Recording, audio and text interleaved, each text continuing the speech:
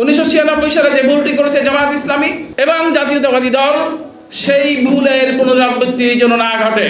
জনতার পক্ষ থেকে, মানুষের পক্ষ থেকে, সকলের পক্ষ থেকে এই জানান দিচ্ছি আমি বিএনপির শীর্ষ নেতৃত্বকে, যদি আপনারা ভুল করেন তাহলে আবার সেই পরিণতি ভুগবে। যদি জামাত ভাবে তারা অনেক মোটাসোটা, তারা অনেক দৈর্ঘ্যপ্রস্ত হয়ে গেছে, সেটি ভুল। আবার যদি জাতীয়তাবাদী শক্তি মনে করে যে তারা একলাই 100, তাহলেও ভুল। অর্থাৎ শুধুমাত্র জামাত ইসলামী বিএনপি যদি আগামীতে এক থাকে, তাহলে পরে যে ষড়যন্ত্র উত্থিত হয়েছে সবকিছুর জবাব দেওয়া সম্ভব হবে গণতন্ত্র। 1971 সালের বিজয়ের পর এই দেশে সংবিধান কমিটি গঠিত হলো, একটি সংবিধান রচিত হলো। কামাল হোসেনকে ধন্যবাদ দিতে হয়, তিনি একটি গণতান্ত্রিক একটি ভালো সংবিধান জাতিকে উপহার দিয়েছিলেন। যে কথা আগে বলেছি যে আপনি অনুসরণ করবেন এক কথা আর মুখে বলবেন আরেক কথা, তো হবে না। তিনি বঙ্গবন্ধু 23 বছর সংগ্রাম করেছেন, খুবই ভালো কথা। সংবিধানের 3য় পার্টে 3য় অধ্যায় মানবাধিকারের অনেক অনেক অনেক লম্বা কথা বলা আছে, অনেক বড় বড় কথা বলা আছে, নিশ্চিত করার কথা বলা আছে। 24 আওয়ার্সের মধ্যে একজন ব্যক্তিকে যদি কেউ অ্যারেস্ট করে তাহলে 24 আওয়ার্সের মধ্যে তাকে কোর্ট উপস্থাপন করতে হবে, এই বাধ্যবাধকতা সংবিধান তাকে দিয়েছে।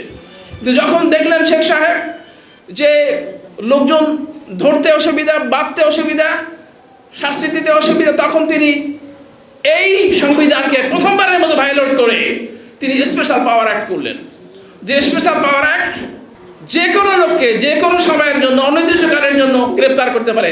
আমি আপনাদের বলছি গণতন্ত্র এবং গণঅধিকার, আওয়ামী লীগের সম্পৃক্ততা বোঝাবার চেষ্টা করছি। এরপরে জানেন আপনারা যে জাসাদ বলে যে তাদের 40,000 কর্মীকে এই ডিসঅ্যাপিয়ারেন্স, যেটাকে আমরা বলি গুম, তখন গুম শব্দটা প্রচলিত হয়নি, ধরে নিয়ে মেরে ফেলেছে 40,000 লোককে।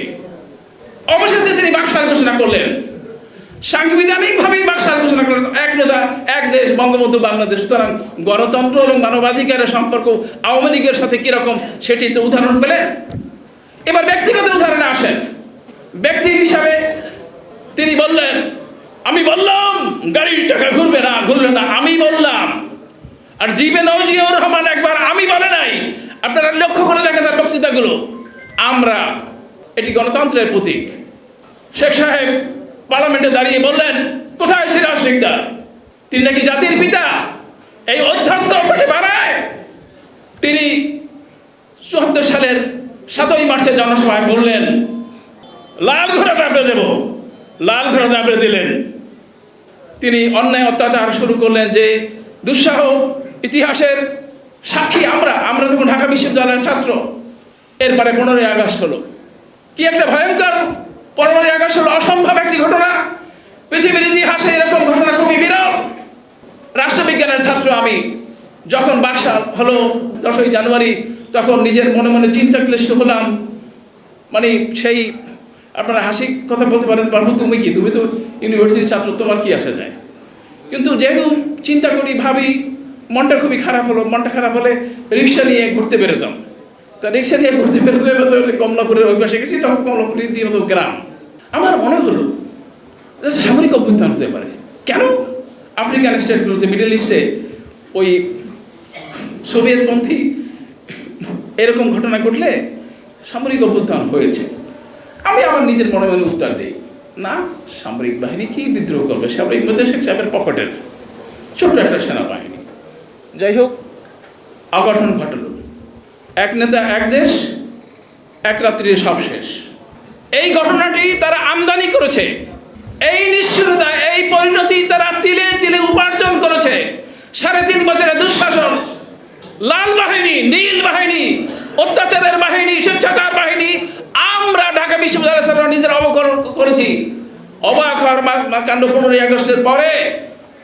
15ই আগস্ট যেদিন ট্যাঙ্ক আসলো সূর্য সেন হলের গেটে, আপনারা ভাবতে পারবেন সেই ছবির কথা, যে ট্যাঙ্কের উপরে উঠে এই দেশের যুব শিক্ষার্থী, ঢাকা বিশ্ববিদ্যালয়ের ছাত্ররা নৃত্য করছে, আনন্দ উল্লাস করছে। সেদিন মিষ্টি পাওয়া যায় না ঢাকা শহরে। আমরা কাউকে ছোট করতে চাই না, কিন্তু পরিণতির কথা বলতে হবে। একই অবস্থা, একই ঘটনা তারা ঘটালেন 1996 সালে, যে নির্বাচনে তারা ক্ষমতাসীন হয়েছিলেন। সেই নির্বাচনটি সঠিক, সাধারণ, স্বাভাবিক ছিল না। আপনারা জানেন যে সেখানে ইসলামী শক্তি এবং জাতীয়তাবাদী শক্তিকে চাতুর্যের সাথে বিভক্ত করে তবেই ক্ষমতা এসেছিলেন। তখন সেই দিনের সংবাদপত্রগুলো শেখ হাসিনার স্টেটমেন্টগুলো পড়ে দেখেন যে জামাত ইসলামীর সাথে তাদের কোনো বিরোধ নাই, তারা একত্রে শানকে ভুলে গেছে, ইত্যাদি ইত্যাদি। জামাত তার পরিণতি ভোগ করেছে, তাদেরকে তাদের রক্ত দিয়ে তাদের ভুলের বাসক দিতে হয়েছে। জিয়াউর রহমানের জাতীয়তাবাদী দল চেষ্টা করেছে মেলামেশা করার জন্য, এটা এককভাবে কারো ফল দেব না, ইনার স্টোরি অনেক আমরা জানি।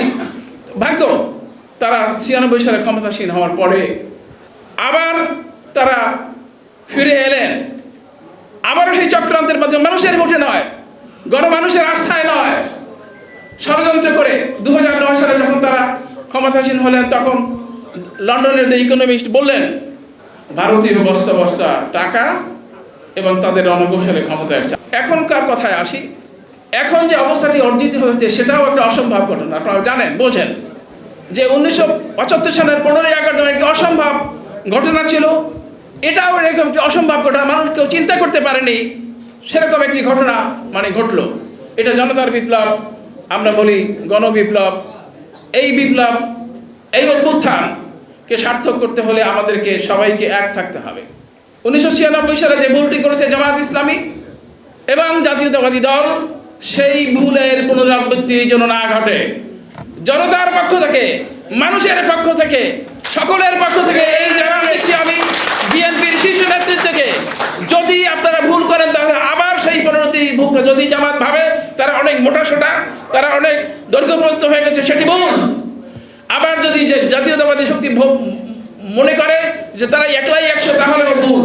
অর্থাৎ শুধুমাত্র জামাত ইসলামী বিএনপি যদি আগামীতে এক থাকে, তাহলে পরে যে ষড়যন্ত্র উত্থিত হয়েছে সব কিছুর জবাব দেওয়া সম্ভব হবে।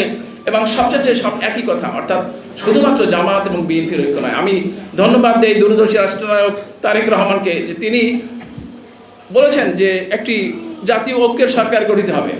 আমার ধারণা ছিল যে নির্বাচন গণ আন্দোলনের সময় তিনি হয়তো সকলকে এক রাখার জন্য কৌশল হিসেবে কথাটি বলেছেন, কিন্তু আমি তাকে আবার ধন্যবাদ দেই যে পরবর্তী জাতীয় নির্বাচন অনুষ্ঠিত হবার পরে সকল দল, সকল মত, ডান বাম, জামাত, হেফাজত সবাইকে নিয়ে তিনি একটি জাতীয় সরকার করার কথা ঘোষণা দিয়েছেন।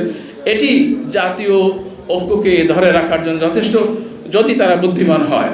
তা আমাদের সকলের কাজ হচ্ছে এই সরকার তারেক রহমানের স্বপ্নের সরকার, এই সরকার জনগণের সরকার, এই সরকার ছাত্র জনতার আন্দোলনের সরকার। এই সরকারকে ধরে রাখতে হলে আমাদের সকলকে চেষ্টা করতে হবে, ঘরে বাইরে, ব্যক্তি হিসাবে, প্রতিষ্ঠান হিসাবে, যেখানে যতটুকু পারি এই আন্দোলন সফল, এই সরকার যদি সফল হয় তাহলে বাংলাদেশ সফল হবে এবং পরবর্তী একটি গ্রহণযোগ্য নির্বাচনের মাধ্যমে বাংলাদেশের ভবিষ্যৎ নির্বাচিত হবে এবং সেটি হবে ন্যাশনাল কনসেনসাসের ভিত্তিতে। ন্যাশনাল কনসেনসাস, জাতীয় ঐক্য, জাতীয় ঐক্য, জাতীয় ঐক্য অনিবার্য।